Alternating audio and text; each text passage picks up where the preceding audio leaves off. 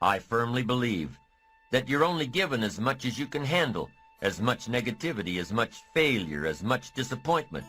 This too shall pass. If you grasp for a new beginning, if you pull yourself up and move back into the world with a plan. So as foolish as it might sound, be thankful for your current limitations or failures, for they are building blocks from which to create greatness. You can go where you want to go. You can become what you want to become. You can do it all, starting now, starting right where you are. You've got to keep trying and trying and trying. You've got to have enough resolve to do it until. So be grateful for adversity, but for your future, make it work for you, not against you. Make your failures give birth to great opportunity, not prolonged agony. The world will willingly sit by and let you wallow in your sorrows until you die broke and alone. And here's what else the world will do. The world will step aside and let you by. Once you decide that your present situation is only temporary, once you decide to get back on your feet and make your mark. The world doesn't really care, so you have to. You have to care. In your own enlightened self-interest, give a run at adventure. Keep your eyes firmly on the achievement, on your ambition, and not merely existence and self-pity. Make a commitment to excellence. You have to be relentless. You have to never let off the gas, never stop, never quit. Never allow anyone to talk you out of the dream, the vision, and ideas that God has sent you. And understand that for every level, there's another devil. Never underestimate the power of small actions executed consistently. Never underestimate the power of momentum, because things in motion tend to stay in motion. And never underestimate yourself, because you are no different than any other change maker who has ever walked on this earth. I want you to think about one problem that you are passionate about. One problem that you want to start solving. And over the next 2 weeks, the next 14 days, I want you to come up with some small, consistent actions that you can begin implementing in your personal life to start solving this problem. And I promise you, you'll begin taking these actions, and it will start gaining momentum, and you will build a little initiative. And as you start to have an impact, people will begin asking you the question, how do you plan on changing the world? You would take a little step back, put a big smile on your face, and respond with those 3 simple but extremely powerful words. Small, consistent actions. But the first thing you've got to do is decide if where I am hurts, if where I am is killing me, where do I want to be? Decide clearly and define where it is you want to be. What would it feel like to be more happy? Like define that, so where do you want to be? When you're working in these moments of desperation, where things are just so raw that you need to survive, you start taking this kind of honest inventory of yourself and you put things together. That's how you do it. So decide where you want to be. Look at your inventory and figure out what needs to go and what you need to add, what you need to build on. This is how life works. You got to do this stuff, because once you do that, it puts you in a whole different place. It puts you in a place where you have the tools to save yourself. Right? When nobody's coming. When there's no help coming, what are you going to do? You're going to sit there and just die? So you've got to do this thing yourself. And how do you do this? You've got to get inside yourself and pull something out of yourself and get into this process that's saving yourself. It's going to be a process. Is it going to be hard? Yes, it's going to be hard. Is it going to be a struggle? Oh, I can guarantee that. Is there going to be some pain? You better believe there'll be some pain.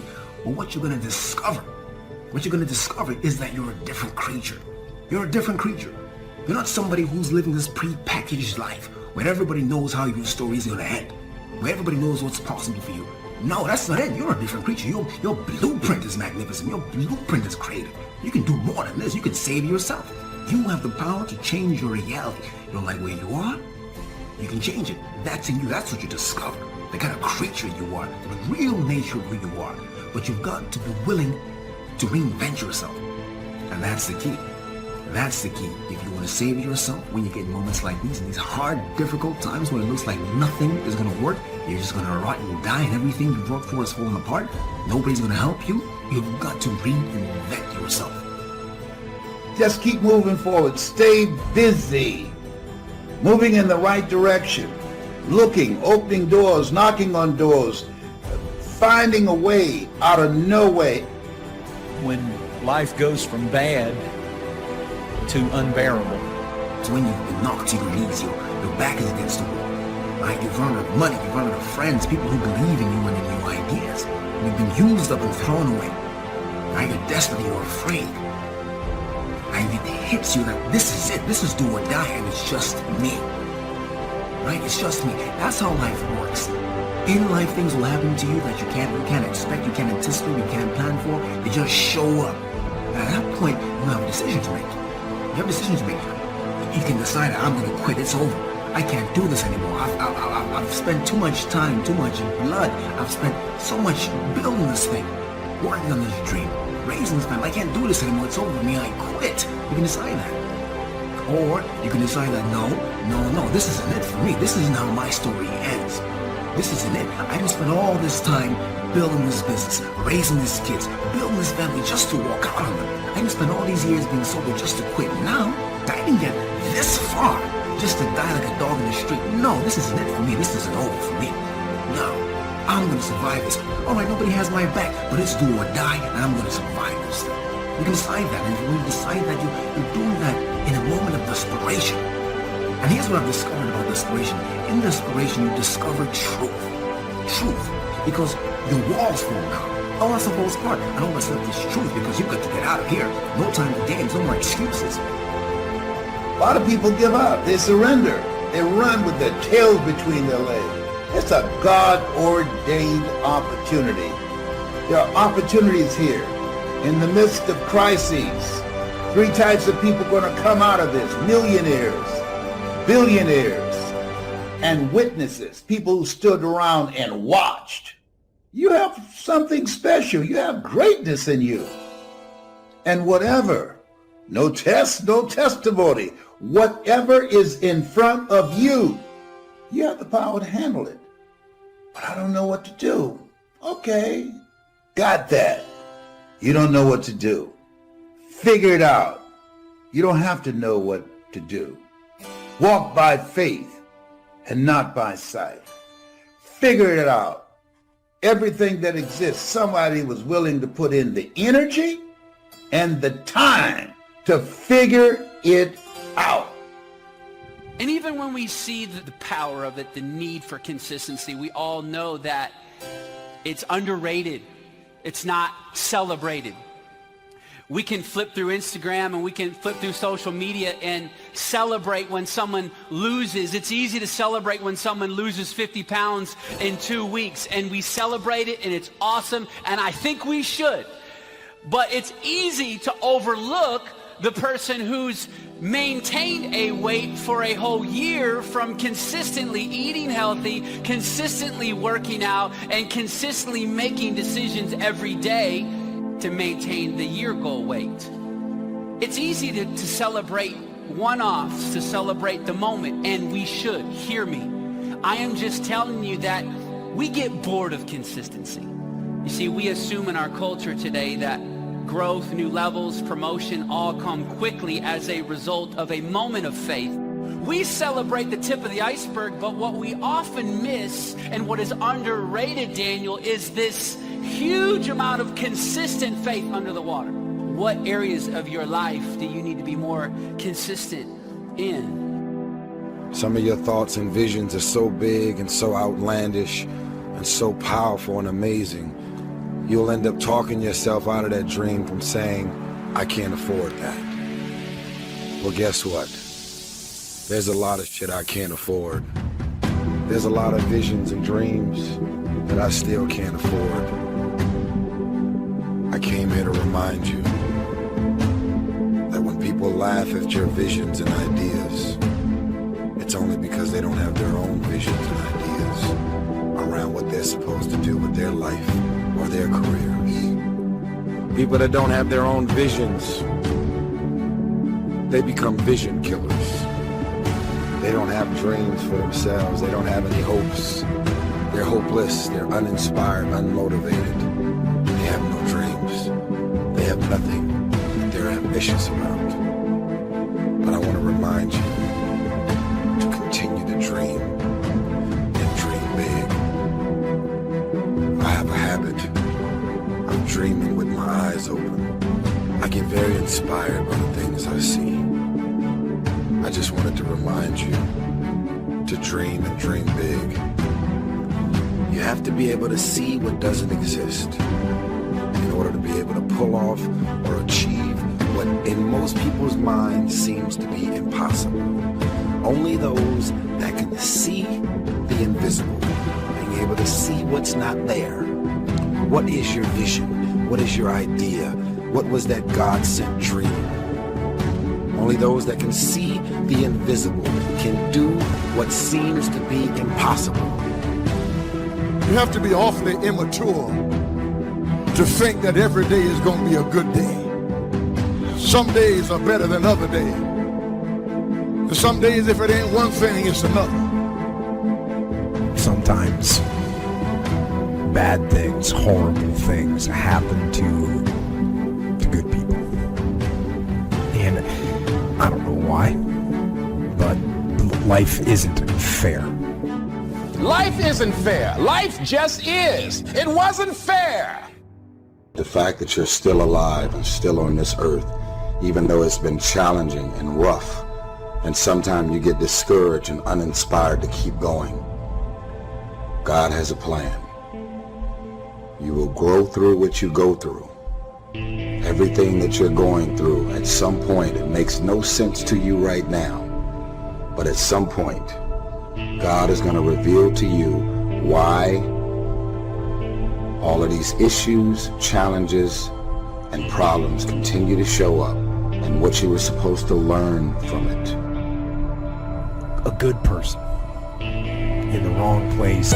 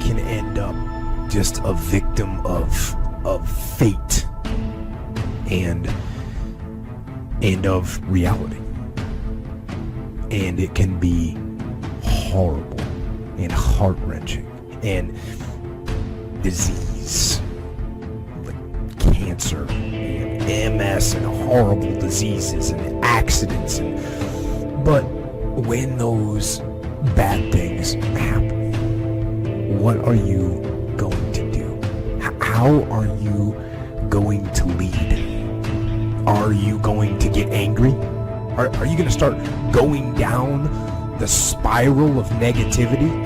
Or are you going to let this horrible situation dictate the way you feel and the way you handle it? All I need you to do is not throw away your confidence. All I need you to do is stay in the game. All I need you to do is put one foot in front of the other. All I need you to do is keep the confidence. Because if you persevere, there's a promise that has your name on it. Like, the question becomes this: can you be committed to the process of what you're doing without being emotionally attached to the results of what you're doing? Regardless of situation, regardless of circumstance, regardless of what happened, I'm going to show up and I'm going to give everything I got to it because I'm working for something that's totally different. Can you be committed to the process of what you're doing without being emotionally attached to the results of what you're doing? In other words, if you don't get what you thought you was going to get, will you still be the same individual? If the situation don't turn out the way you thought it would turn out, will you still be the same individual? The quote says it, you judge the character of a man not by where he stands in times of comfort and convenience. You judge the character of a man by where he stands in times of challenge and controversy. Right? I'm talking concrete commitment. Right? Not that commitment,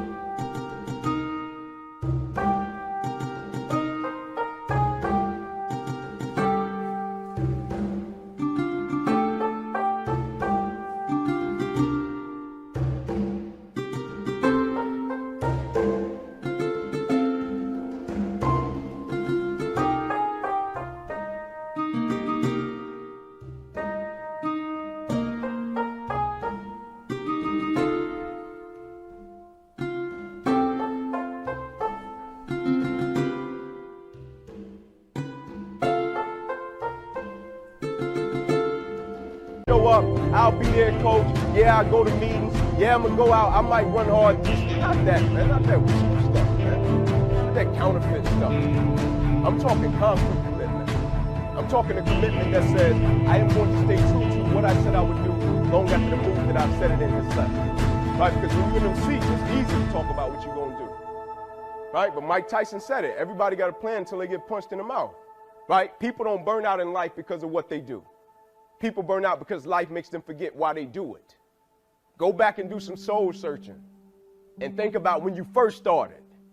Many people give up on the 1 yard line, where if they have the determination just to keep on knocking. It's a funny thing about life. If you're home one day and someone is knocking on the door and you say, I don't want to be bothered today. And if that person just keep on knocking, say, can you believe that fool's still knocking? Pretty soon you say, what is it? What do you want? And that's how you've got to be about your dream. Some people, well, I guess ain't nobody home. I knocked on the door, but nobody came. I guess opportunity probably went out the back door. Oh, no. See, life is not just that simple. It's not that cut and dry. And that's why most people never realize their personal greatness, because they're casual about life. And when you're casual about life, you will end up a casualty. And I'm saying to you, if you keep going, if you keep looking for a way, where there's a will, there's a way. If you keep moving, if you keep falling forward, if you keep getting back up, something's going to happen. Bob Marley said something I like. He said, you never know how strong you are until being strong is all you have. You never know how strong.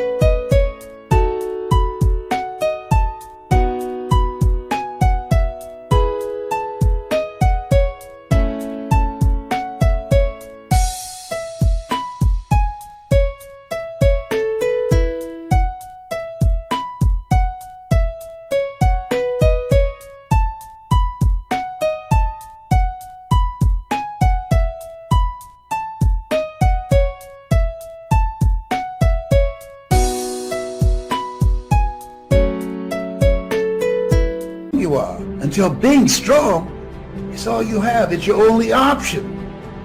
And you'll discover, if you don't panic, if you don't run, you'll discover you are stronger than you give yourself credit for being. Don't surrender. Don't give in. Step up to the challenge. Be the one that other people look to. Absorb that impact, absorb that negativity, draw fire. Bring that pain to me. I can handle it when maybe others cannot. When bad things are happening, I am going to try and be the one good thing. And in fighting, we will win. And if not the battle, and if not the war, we will win because our spirit, it will never surrender.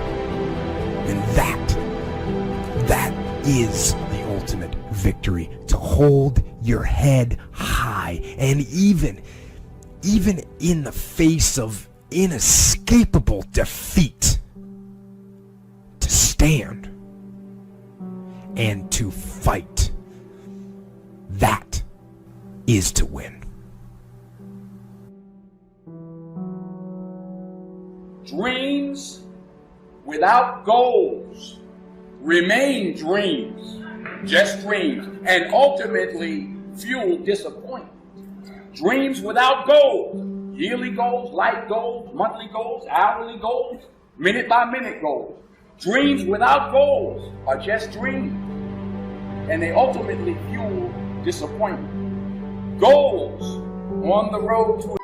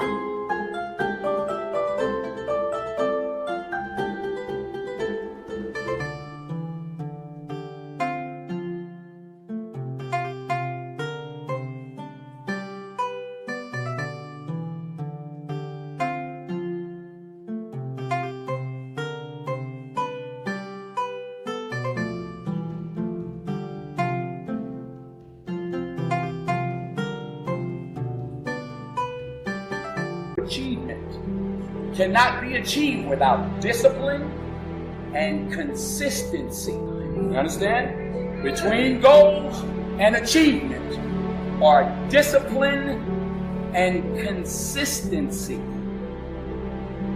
Before you can be a painter who can paint what's beyond mere memory, you have to inculcate that discipline skill, and a lot of that is painful repetition and hard grinding work. It's the sacrifice of the present for the future. That's discipline as the precondition for freedom.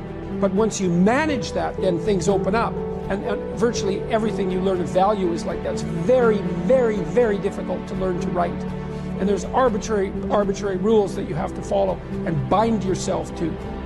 Disciplinary institutions, universities, are exactly that.